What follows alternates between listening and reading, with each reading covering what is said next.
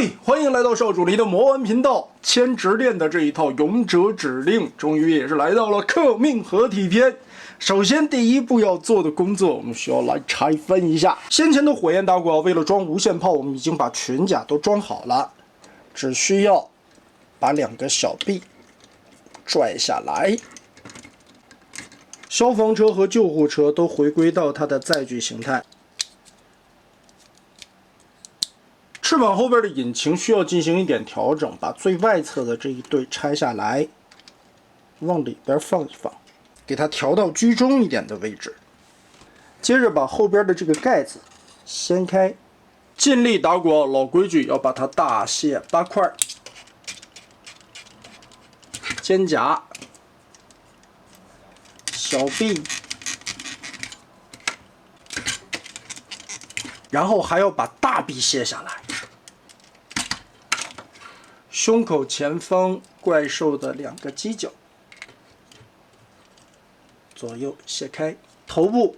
再通過這個雙關節稍微的往裡蓋一下就可以了。撥開，拉下這個關節，旋轉180度，填。其實也沒有填到太靠裡了，也不是說完全把它隱藏起来，就是這麼一個斜向的擺放。怎麼說呢？有一種自欺欺人的感覺，我藏了，只不過是沒完全藏起來。背後的背包也要完全的摘下來，腿部順着這2個大腿關節摘下來，給它拆稀碎，留下一個中間的軀體。根部的這個樁子我們可以往後折一折，隱藏一下下邊的這個插樁。現在把胳膊組合一下，上方的這個蓋子給它摳出來，再插到側面來，回歸到車型的那個狀態啊，反了，哎，馱在這兒，上方這兒捅一下，把裡邊的這個插銷頂出來，然後順着裡邊掰起來組合的樁子，把拳頭再插進去，往下按，完全的貼平。其實這玩意兒還是挺容易掉漆的，看側面這裡，因為旋轉這個臂的時候已經刮到了，漆薄薄的一層，一碰就磨掉了。另外的一邊同樣摘下這個板子，扣在這個堵孔上，裡邊捅一下，翻出樁子，把拳頭插進去，再劃好。外側這一塊腿板又掉了，這個很鬆。大臂擰一下關節，調到外側來。它這個地方是有方向的啊，注意這方是有一個轉軸的。我們把它橫着捅進去，再用這一側的扣子把外邊的造型零件插上，就相當於把裡邊的東西鼓起來了一層，大臂藏在裡邊，但依舊正，沒有什麼卡扣。立起來。翻開這2個蓋子，貼過來，履帶就直接放這兒就行了。腳丫子打開，把腳後跟碟放進去，然後整個的大腳丫放下來，腿部順着這裡邊，大腿收進去，後邊的爪子打開線，再把前方的這塊蓋板翻過來，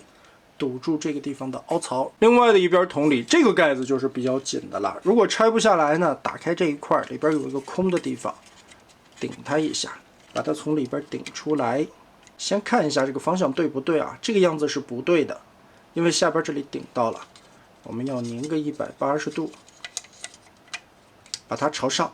多的朝上插進去，外邊的這個孔露出來，去插外側的黃色面板，腿板後方堵孔的蓋板貼進去，大腿收到這個空槽裡面，腳後跟和腳尖先全部拉開，順着裡邊的凹槽把腳跟收進去，再把大腳丫變好，這塊立起来，前方的蓋板翻下去。但是問題就又出現了，之前是這一條腿，在沒裝小臂的時候，這個板子特別容易掉。現在是這一條腿，在裝了小臂的部分之后，大臂的部分之後啊，這個扣子插起來又很鬆。哎，這就是我擔心的合金關節，沒有任何的阻尼。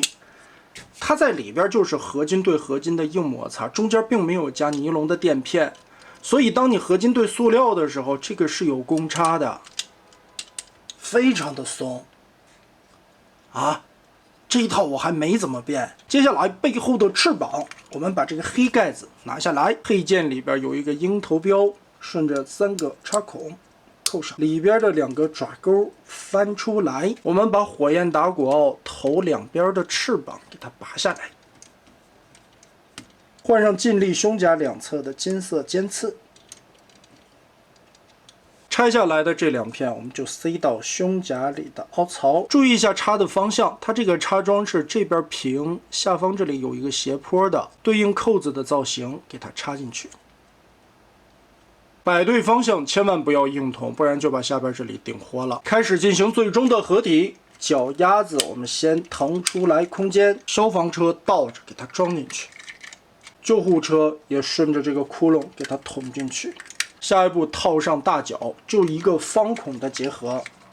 脚後跟落到这个凹槽裡邊，這一塊就貼上來就行，也沒什麼卡槽。就是在組合的過程中，這一塊又掉了，太鬆了這些插扣。安裝手臂，這個軸依舊插得非常緊。另一邊我們握鍵換成這個斜向下的手型，金利的軀體通過這2個扣子給它插進後背，機頭輕輕的蓋下來啊，不要跟腦袋這裡絆倒了。稍微的折一下這個凹槽的空間，把後腦勺放在那兒，畢竟腦袋是一個斜着擺放的，並不是完全的收納。通過這3個爪頭，把胸甲扣上。其實現在胸甲可以稍微的往長拉一點點，它是有一定的活動空間的。但是多少還是會影響胳膊的可動，擺造型的時候會影響到，所以呢，它這回做了一個插拔，把根部的插樁折疊90度，捅到飛機側面的尖頭上。哇，很艱難的一套組合過程。然後又有一個問題出現了，我覺得它這些插樁會變黃的原因，是不是這些棕色的零件在染色呀？包括先前手肘的這個軸的裡邊也是啊，它也是這種尼龍的材質。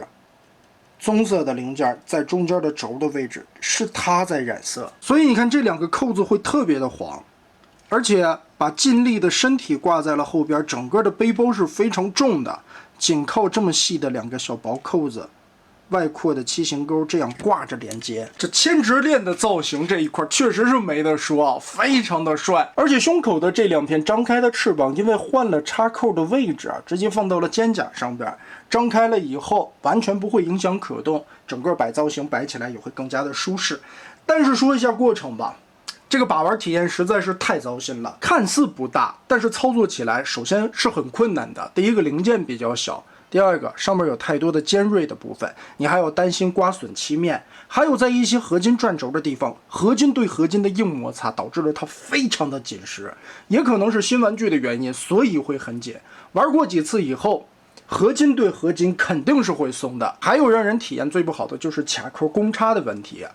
過緊的插扣啊，這2個胳膊，我想它肯定是為了做緊以後插起來很緊實，因為要握劍了，握這些武器擺造型了，你不可能鬆鬆垮垮的一碰就掉，這個是好事，但是插起來太費勁了。這個公差是有問題的，我這一條腿的這個黃色蓋板，在合體形態下特別容易掉，但是這一條是在單體的形態下，不塞胳膊的情況下，它容易掉，它的身上會不由自主的輕輕鬆鬆的掉件兒。它怎麼就假個牙了呢？我們先不說你這個東西的設計高不高級啊，是不是那種完美的還原，或者說卡扣環環相扣的鎖定，你最起碼插扣插進去，你別給我掉，對吧？你不能說我合完了體以後就只能擺在那兒看，一動都不能動。當然肯定會有一些鉛直鏈的粉絲提出異議啊，為什麼你在評價各種玩具的時候標準是在不斷變動的？朋友們，最主要的原因是價位的不同，這個檔次不太一樣啊。如果你是一套賣300塊錢的炫卡鬥士，我會覺得你這款產品上邊會有一些小的失誤，但是我可以忍受，有一些東西我可以克服，我可以自己修。但如果你是一套賣3000多，甚至一度被炒到了4000塊的鉛直鏈的合體玩具，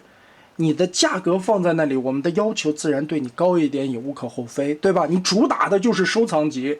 結果你連一個卡扣的公差都有了問題，那我想提出來這些有問題的點，似乎也不過分吧？你太幼稚了。看起來非常精緻，尺寸嘛，合体以後也只有23公分多一些。和老 D 叉的玩具摆在一起对比一下，造型方面確實經過了這麼多年的迭代升級啊，非常的帥，可動性也做的是非常棒的。可它的變形結構其實大同小異，理論上的邏輯是完全一模一樣。可是氣勢和質感上面，我個人吧，還是對於這種老 D 叉玩具的厚重感更加的青睞。曾經一度被炒到4000塊的這一套超級火焰打鼓奧啊，其實最近的價格還好吧，還下來了一些啊，但是真正把玩到了以後，並沒有給我帶來太大的震撼，可能只是在美型上边進行了一些提升。帥嘛，確實非常的帥，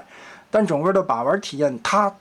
真的就設計出來是那種不讓你玩的玩具，是一個純讓你在那兒擺着看的東西。別動！而整體的一個美術風格也好了，設計元素也好了，其實我說句實話，如果它不是一個成品，帶了這麼多的合金骨架的話，還真的跟万代10丸的那一套差不太多。可惜10丸的材質，還有它在